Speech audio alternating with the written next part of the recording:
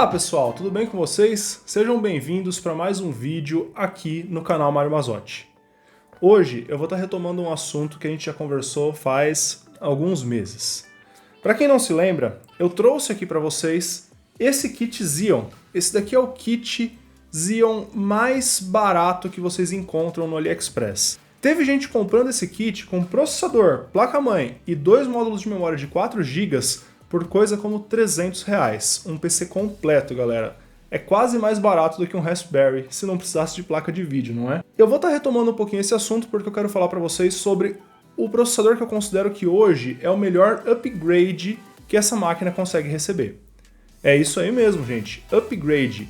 Esse kit, ele não morre no Xeon 2420. Existem processadores melhores que funcionam nessa placa-mãe e que ela nem sofre tanto para dar conta de entregar bem mais desempenho do que o Xeon 2420 é capaz de entregar.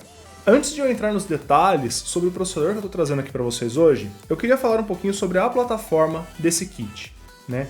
Esse kit ele é vendido no AliExpress, pessoal, com o nome de X79A. E isso daí foi uma invenção dos chineses para aproximar esse kit da plataforma X79. Existe sim uma relação.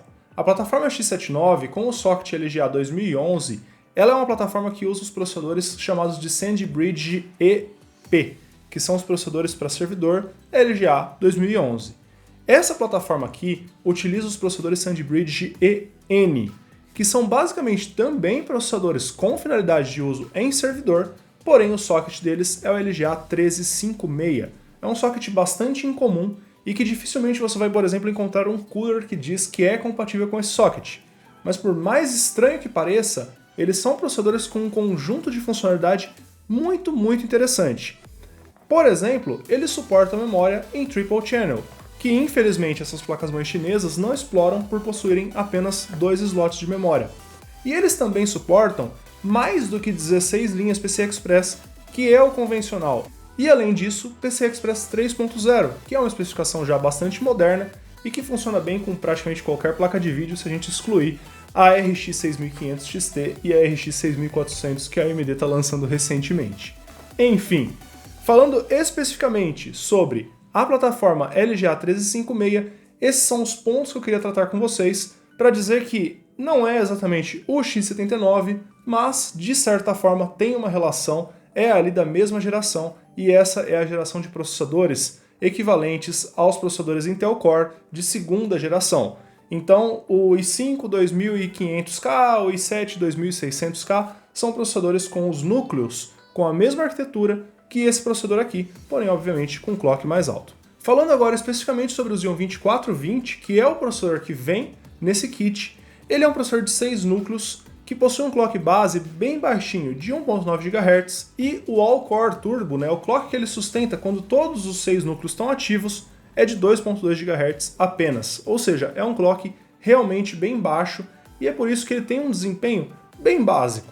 Se nós considerarmos, né, centrar o fator do preço do kit, ele entrega um desempenho bastante interessante comparado aí com o que você consegue comprar de hardware usado no Brasil hoje por R$400, que é o preço de um kit desse hoje no AliExpress. Quando a gente fala do Xeon 2470, nós estamos aumentando o número de núcleos para 8 núcleos, o que já é um aumento interessante, né? Já coloca ele no mesmo patamar de quantidade de núcleos de processadores X79 e X99 comuns, como por exemplo o 2650V2 ou 2640V3, que são processadores que o pessoal compra bastante nas plataformas X79 e X99 no AliExpress, e o clock base dele sobe para 2.3 GHz com um turbo máximo de 3.1, mas que ele sustenta em todos os núcleos 2.9 GHz, um clock já bem mais interessante do que os 2.2 do 2420. Estamos falando de um aumento de 32% de clock em relação ao 2420.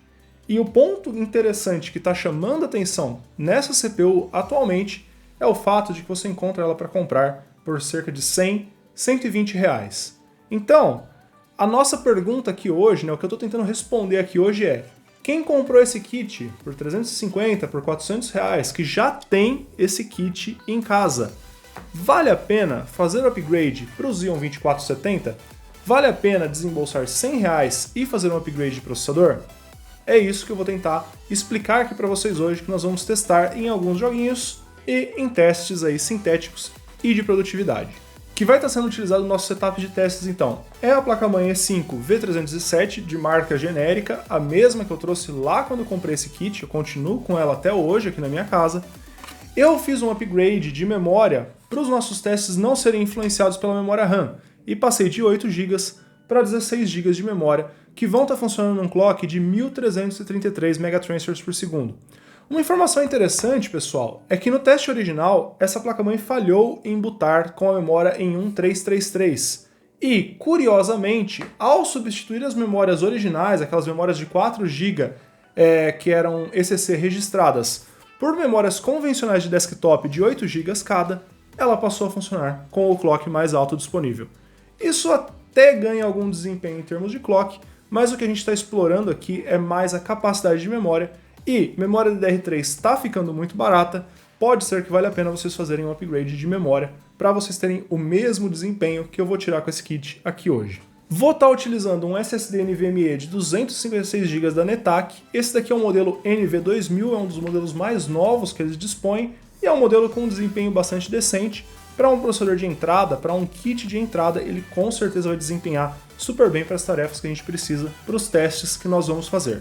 E por fim, a placa de vídeo vai ser uma GTX 1060 de 3 GB da Asus. Eu já cobri ela aqui no canal, vou deixar o link aqui para vocês, se vocês quiserem dar uma olhada, que essa placa também foi comprada no AliExpress por um preço, na época, bastante interessante. Então, tem um reviewzinho dela aí de como ela chegou, é bastante legal vocês darem uma olhada, e nós vamos ver se o kit de R$400, agora com upgrade, vamos dizer aí que foi gasto R$100 no processador e mais uns R$200 em memória RAM, sem considerar a venda das peças antigas. Eu acho muito difícil revender essas peças, já que elas são peças bastante de entrada, né? Memórias de 4 GB, processador baratinho, poucos núcleos, clock baixo, mas vamos considerar aí que foi um upgrade de uns R$300 e que eu diria que, já de cara, pessoal, antes mesmo de entrarmos nos testes, é um upgrade que só vale a pena para quem já tem a plataforma. Você que já comprou essa plataforma, e eu sei que esses vídeos bombaram, gente, teve muita gente trazendo essa plataforma aqui no Brasil. Até o MW chegou a falar sobre essa placa-mãe com esse processador. Então é uma plataforma que muita gente está utilizando e que eventualmente com um investimento pequeno a gente vai ter um ganho de desempenho interessante. E nós já vamos entrar nos testes, mas antes disso eu queria falar para você que se você está gostando desse vídeo, considere se inscrever aqui no canal, deixa um like, deixa um comentário, fala o que você está achando do vídeo até agora, depois fala o que você achou do vídeo no final, se você se surpreendeu ou não com os resultados. Galera, vocês se inscreverem aqui no canal não só ajuda o canal a crescer, mas também vai fazer com que vocês recebam notificações de conteúdos parecidos com esse, se você estiver gostando do conteúdo que eu estou tratando aqui no canal. Então, se você se inscrever, eu vou ficar muito feliz. Vamos começar os nossos testes então, pessoal, com God of War.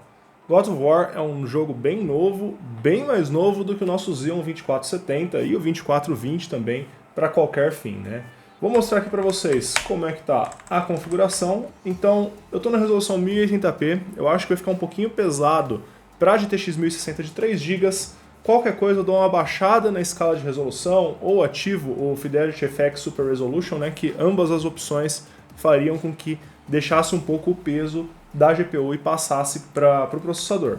E em termos de gráficos, eu estou usando aqui o preset original, né, que é a forma como o jogo roda no PlayStation 4, por exemplo. Então, já aqui nós temos uma frame rate de 50 FPS e vamos para a cena aqui do treinamento, né, na onde tem a briga aqui com esses monstros aqui na tela inicial. Pessoal, o processador está mantendo uma estabilidade bastante interessante, sem problemas graves de desempenho, aparentemente. Eu não joguei muito desse jogo, tá, galera? Não sou especialista aqui na jogabilidade de God of War, mas acho que dá pra gente ter uma boa noção. E assim, por enquanto, a GTX 1060 de 3 GB está 100% de uso aqui, sem nenhum problema. O 2470 está empurrando ela aí nos seus 40, 50 FPS, tá? Vamos dar uma olhada como é que fica se a gente diminuir um pouco a resolução. Vou colocar aqui, vamos ativar o Fidelity FX no modo qualidade, a resolução vai cair para 720p a gente não deveria perder tanta qualidade no final das contas. Opa, já passamos ali para um FPS um pouquinho mais alto, 60 FPS, 63. Olha pessoal, o processador ainda está segurando. Ainda está segurando bem aqui, pelo menos nessas cenas iniciais. Eu vou colocar até num modo um pouquinho mais baixo, Fidelity FX. A gente vai passar aqui para a resolução de 636p, né? 1130 por 636, como vocês podem ver aí na tela. Vamos ver. Olha, finalmente ali, não, deu uma caidinha no uso, mas no final das contas continua indo muito bem, hein, pessoal? Muito bem. 70 FPS. Aqui tem um pouco de mudança de cena, né? Nessas áreas às vezes tem alguma queda de desempenho, mas tá super tranquilo, tá super estável. Lembrando que o jogo tá no modo original, na qualidade original. Eu tô chegando em mais uma cena de combate aqui no jogo agora e tá indo muito bem. O processador tá indo muito bem, tá empurrando a placa de vídeo com tranquilidade. Eu vou diminuir ainda mais a resolução. Tá, agora vai renderizar em 540p, uma resolução super baixa. Eu quero ver se a gente consegue atingir um FPS mais alto com esse processador e manter a placa de vídeo alimentada aí com frames. E aparentemente a resposta é sim. Olha, continua 100% de uso, a 1060 de 3 GB aqui. Ela está em estoque e está indo super bem aqui no jogo. 70 FPS. Eu imagino que hajam cenas muito mais pesadas que essa, né? Especialmente para o processador aí, porque para a placa de vídeo aqui já está sendo meio que um testezinho de tortura, mas por enquanto está indo super bem. E o que nós temos aqui é o processador gastando mais ou menos 78 watts e a placa de vídeo puxando aí seus 105, 110 watts aí da fonte. Então, olha, o processador está com um consumo alto, mas se a gente for considerar, né, a diferença de idade, a arquitetura, ele está mantendo seus 2.8 GHz em todos os núcleos. Eu diria que o resultado surpreendeu. Vamos para o próximo jogo. Na sequência agora eu trago para vocês a demo de Shadow of the Tomb Raider. Eu gosto bastante desse teste porque ele é um teste padronizado, né? A gente consegue comparar eventualmente com outros resultados e ele castiga bastante tanto o processador quanto a placa de vídeo. Eu vou estar rodando em 720p, que é uma resolução relativamente baixa, para 1060 de 3 GB, né? Shadow of the Tomb Raider já é um joguinho mais antigo, e eu acho que em 720p no médio a gente vai ter uma boa ideia de quanto desempenho o Xeon 2470 vai conseguir entregar nesse teste. Vamos lá. No começo do teste a gente já tem o processador empurrando aí na casa de 70, 80 frames por segundo.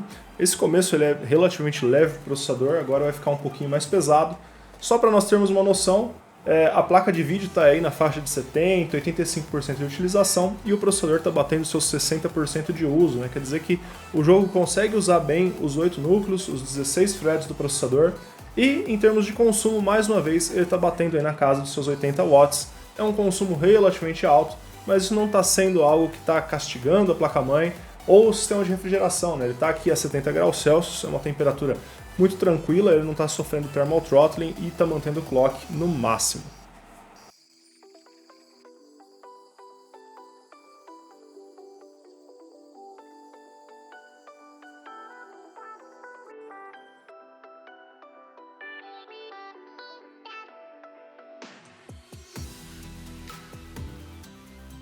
Já chegando aqui nas cenas finais do benchmark, dá para ver que o processador aqui ele sofre um pouquinho mais, nessa cena é um pouco mais pesado do processador.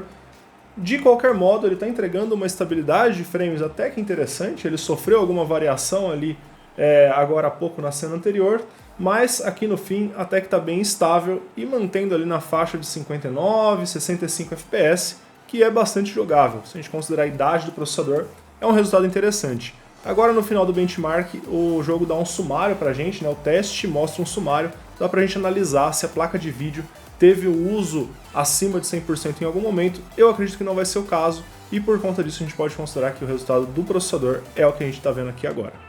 É exatamente isso que eu falei, pessoal. Então o limite da GPU, como vocês podem ver aqui, ó, foi 0%, ou seja, ela não limitou o nosso teste em nenhum momento. O processador entregou uma mínima de frames de 57, o que é um resultado até que razoável, né? Para quem está procurando ali jogar a 60 FPS, ele está entregando um desempenho bem próximo, com uma média de FPS de 77 e chegou a bater uma máxima de 112 FPS. O resultado eu acho que é bom, considerando a idade do processador e o quanto ele está custando agora, e é um upgrade bastante interessante ao que o Xeon 2420 consegue oferecer. O último jogo que eu vou testar com vocês hoje é o Red Dead Redemption 2. E como a GTX 1060 de 3GB é uma placa que já está um pouco mais básica hoje em dia, eu decidi testar ele com os gráficos no modo priorizar desempenho em 720p.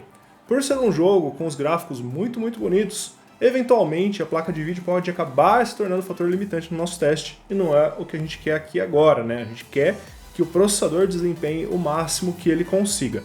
Então, para 1060 de 3GB, eu acho que escolher aí o modo de maior desempenho possível, gráfico, a gente consegue tirar a melhor referência do processador. Eu vou usar o teste embutido do jogo aqui, que vai dar pra gente um resultado no final, e a gente vai conseguir ter uma ideia de como que ele vai rodar.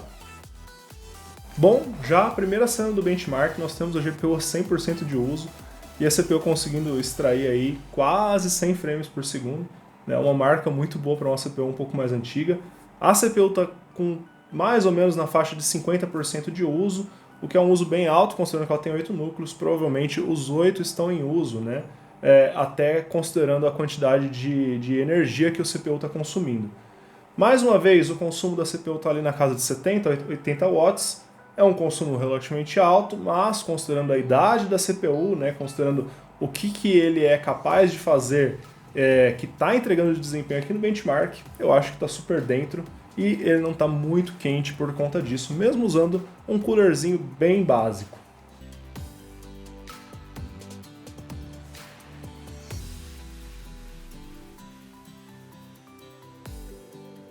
Nessa cena a gente já começa a perceber um pouquinho mais de limitação da CPU. É bastante impressionante que ela veio trazendo a 1060 de 3GB no máximo até agora, mas nas cenas um pouco mais pesadas para a CPU a gente começa a ter um pouco mais de variação de frame time, deu uma estabilizada, mas no começo teve uma variação, então quando você está jogando você acaba sentindo essa ondulação aí no tempo dos frames, e a placa de vídeo não chegou a bater 100% de uso naquela sessão, e provavelmente nessa próxima, que é onde mostra a parte da cidade, a CPU vai ter um pouquinho mais de dificuldade também.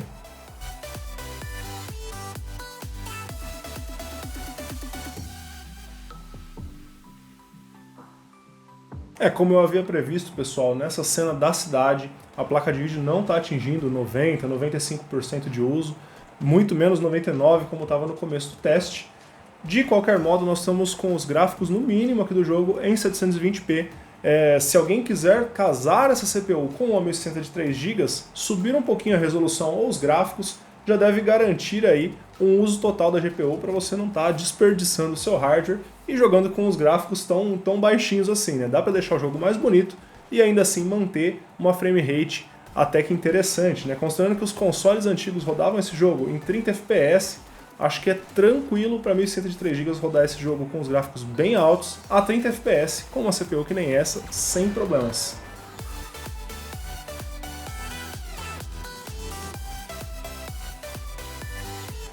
Estamos chegando agora no final do benchmark, eu vou parar ele aqui e a gente vai ver as métricas finais. Então olha pessoal, nós batemos aí um FPS mínimo de 28, provavelmente em alguma transição de cena teve uma queda brusca de FPS, mas a CPU conseguiu manter uma média de 87 frames por segundo, um máximo de 112, né? São números bem altos. E a estabilidade eu diria que foi intermediária, né? Então, naquelas cenas onde teve mais variação de frame time, se você estiver jogando com os frames liberados, né? Ou seja, com o V-Sync desativado, sem limitador de 60 FPS, você provavelmente iria sentir aí o controle variando um pouco a resposta, né? O controle às vezes um pouco mais pesado. Então, eu sugeriria para uma CPU como essa, você limitar os frames em 60, ela provavelmente vai ter menos dificuldade de entregar, você vai ter mais estabilidade e vai ser uma experiência de jogo bastante adequada. Só que não iria impedir, por exemplo, uma queda, como aconteceu aqui para 28 FPS. Finalizados os nossos testes em jogos, eu vou mostrar um pouquinho agora de testes sintéticos para vocês, pessoal. Vou rodar o CPU-Z, Cinebench R20 e o R15, mostrando aqui rapidinho o Xeon E5 2470. Então é um processador aí de 8 núcleos, como vocês já devem saber, a essa altura do campeonato, com um TDP máximo de 95 watts. Eu pessoalmente não vi ele bater esse consumo, mas a gente vai abrir o HW Info durante o Cinebench R20 para dar uma olhada se ele vai chegar nesse nível. E vou rodar aqui o benchmark do CPU-Z. Vamos dar uma olhada como é que ele vai desempenhar. Então tivemos um resultado aí de quase 300 pontos no single thread e 2.760 pontos de multithread. Vamos ver se a gente acha alguma CPU aqui um pouco mais antiga que a gente possa comparar. Vamos descer aqui um pouco aqui na lista.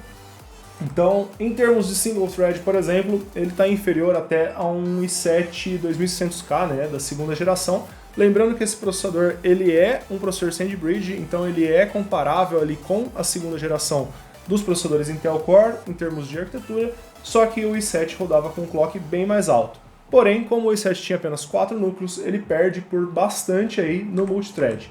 Em termos de multithread, o desempenho dele começa a ficar parecido aí com o i7 7700K e um bom tanto inferior ao Ryzen 5600.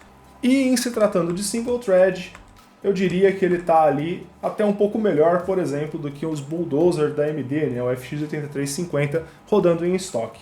Então, é uma CPU básica, né, o teste mostra isso para nós, mas está alinhado com alguns processadores até um pouco mais novos em termos de multithread e dá para tirar um desempenho legal em jogos. Vamos para o Cinebench.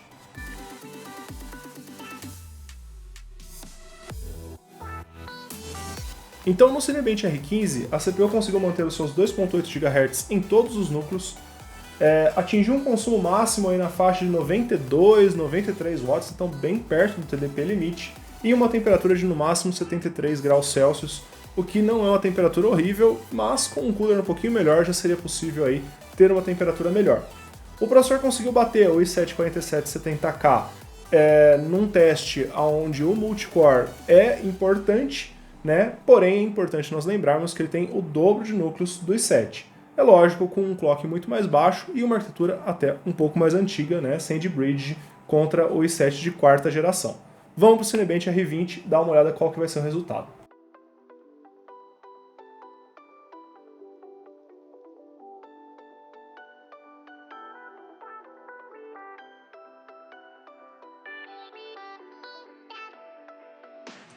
No Cinebench R20, o cenário em termos de consumo elétrico acaba sendo um pouquinho mais puxado por ser um teste AVX e a CPU não conseguiu manter o seu clock de 2.8 GHz ao longo de todo o teste. Aparentemente, alguns núcleos caíram até um pouco abaixo de 2.7, mas no geral ela manteve ali um clock médio entre 2.7 e 2.8 GHz.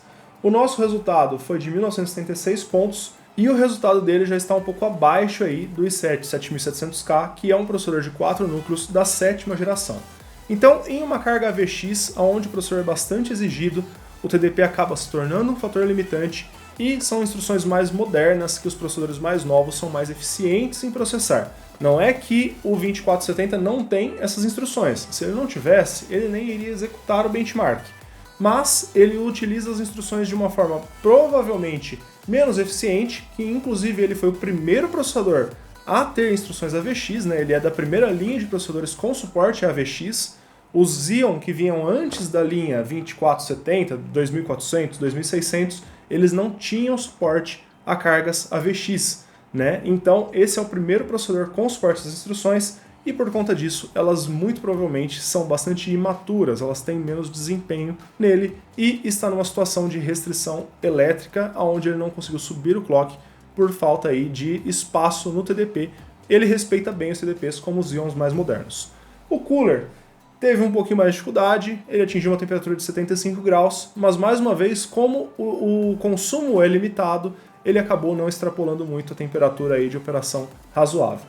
Bom, finalizamos então os nossos testes. Eu posso dizer para vocês que eu tô surpreso. Eu tô surpreso com o Xeon 2470, tô surpreso que o pessoal tá vendendo ele por 120, 100 reais, dependendo da condição, do cupom que vocês encontrarem.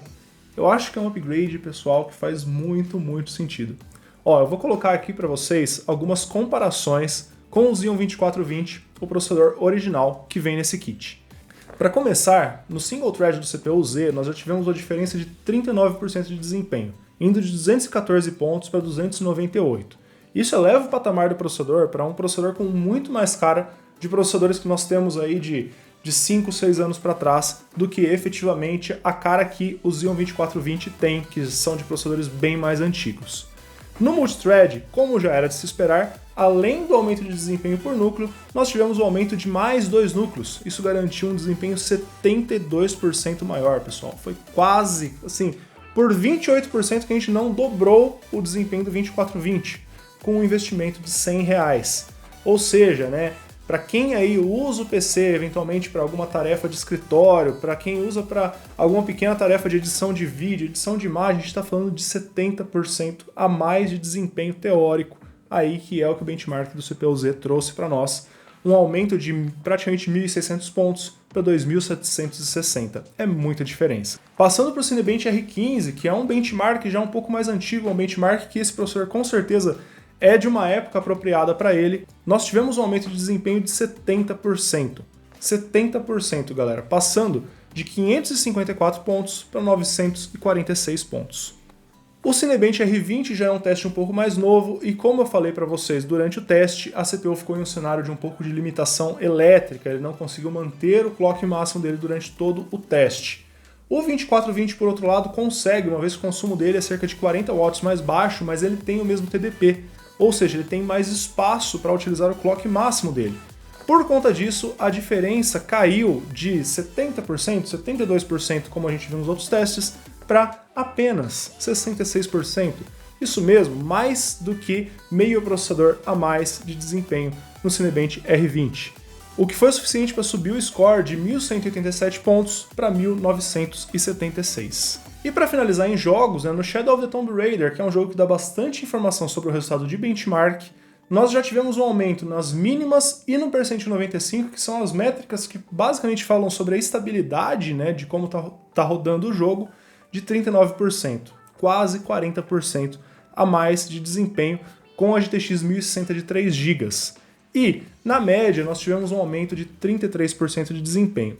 A nossa mínima em percent 95 colou ali na faixa de 60 FPS, né? E a média foi de 58 para 77 FPS. Ou seja, o jogo bem mais jogável aí, bem mais tranquilo para utilizar uma placa de vídeo melhor. Nos testes originais do kit 2420, eu usei uma 750 Ti, uma placa de vídeo muito, mas muito inferior a 1060 de 3 GB. Com a 1060 de 3 GB, o 2470 não fez feio, vocês viram o resultado em Red Dead 2 e em God of War. Falando um pouquinho sobre consumo e temperatura, pessoal. O 2470 é um processador que consome bem mais energia, o consumo partiu aí de cerca de 50 a 60 watts do 2420 para cerca de 80 a 95 watts do 2470. Então, não tem muita discussão com relação a isso. De qualquer modo, eu não troquei a fonte que eu estou utilizando no kit. É uma PCIe de 400 watts, é o básico do básico, que não seja uma fonte genérica, tá, pessoal?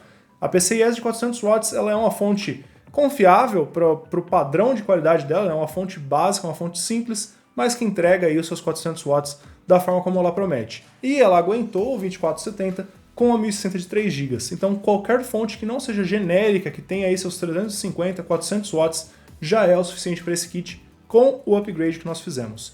Em termos de cooler, eu estava usando o Ryzen Mode Z2, é um coolerzinho super básico com um fan de 80mm, que tem um adaptador universal que nem deve dar tanta pressão de montagem no 2470 aí no LGA 1356, e o resultado foi o que vocês viram aí, temperatura máxima batendo nos 75 graus e a CPU em nenhum momento sofrendo com thermal throttling. Então, temperatura e fonte, eu diria que vocês podem ficar tranquilos, não é uma CPU que vai taxar muito mais do que qualquer CPU básica que existe hoje em dia, no sentido de que assim, ela vai esquentar muito e tal. Esses processadores eles são relativamente fáceis de refrigerar, eles têm o IHS soldado no die, então não é uma preocupação, eu não acho que você precisa se preocupar com isso, a menos que você esteja usando uma fonte genérica, né? Fonte genérica, assim, de qualquer forma, não use, nem com o kit mais simples você pode se arrepender. Enfim, minhas conclusões com relação ao desempenho da máquina. Caras, de novo, eu tô surpreso com o que foi possível obter fazendo um upgrade tão simples em um kit tão barato, né? Quando a pessoa compra um kit de 350 conto no AliExpress, às vezes a expectativa é assim, putz, vou comprar isso, é o que tem, é o que eu posso comprar agora, e nem imagina se tem ou não algum upgrade viável. E no final das contas, o Xeon 2470 já custou cerca de 250, 240 reais, eu já tive eu fiz uma live testando ele aqui no canal. E já naquela live ele já teve um resultado bastante surpreendente. No fim das contas, com a queda do preço e o fato de que as placas-mãe, por mais simples que elas sejam, elas aparentemente toleram eles sem grandes problemas, eu acho que se tornou um upgrade muito interessante e que vai dar uma sobrevida para esses kits com um clock bem maior e com mais núcleos do que eles vêm de fábrica. A minha opinião é que comprar um Xeon 2470 faz muito sentido para quem pode gastar uma graninha aí. É um processador, então ele dificilmente vai ser taxado. Ele vai trazer um desempenho bem melhor para a máquina, até em tarefas gerais, como vocês viram nos benchmarks sintéticos e em jogos, e o investimento é relativamente baixo. Só que eu também recomendo que vocês comprem mais memória assim que possível, e é importante vocês lembrarem que as memórias que vêm nesses kits são ECC registradas. Você não pode misturar memórias convencionais, como as que eu utilizei no teste aqui hoje, com memórias ECC registradas. Vocês têm que comprar 2 módulos de memória convencionais. Se você encontrar um módulo, por exemplo, de 4 GB de um amigo seu, você pode testar e comprar só um módulo de 8 GB do AliExpress para usar os dois juntos. Você vai ter 12 GB de memória, você já vai estar numa situação muito mais confortável do que somente com 8 GB. Do resto, galera, o kit é bastante interessante por essa pequena expansibilidade que ele garante. E eu queria dizer para vocês que além do 2470 existe um upgrade acima dele, que é o Xeon 2470 V2, mas que eu não vou trazer para vocês ainda nesse momento porque eu considero que o preço dele ainda está bem caro. Ele é um processador baseado na arquitetura Ivy Bridge, ele é um V2, né? Então ele já é de 3ª geração Intel Core. Ele pode ser um pouquinho mais rápido em termos de arquitetura e ele tem 10 núcleos com um clock também um pouco mais alto. Então deve ser um processador bastante interessante e se o consumo dele se manter mais ou menos na mesma escala que o Xeon 2470, ele provavelmente vai ser aguentado muito bem por essas placas-mãe mais básicas. O problema é que ele está custando praticamente o preço do kit completo, o que torna bastante inviável. Faz mais sentido você vender o kit e comprar um kit X79 com um 2670 V2, por exemplo, ou alguma coisa nesse sentido. E essas são as minhas considerações finais, pessoal. Se você tem um kit desse e quiser um processador um pouquinho mais rápido, essa é uma opção e é uma opção muito interessante. Eu estou deixando os links todos para vocês aqui na descrição desse vídeo. Eu espero que vocês tenham gostado desse conteúdo. Se você gostou, não esqueça de curtir. Compartilha com seus amigos que também utilizam esses kits X79A, né, esses kits com o Xeon 2420, 2420 V2, que com certeza esse é um upgrade interessante e vocês vão gostar muito do resultado de desempenho se vocês fizerem essa troca. Eu vou ficando por aqui, nos vemos no meu próximo vídeo. Valeu!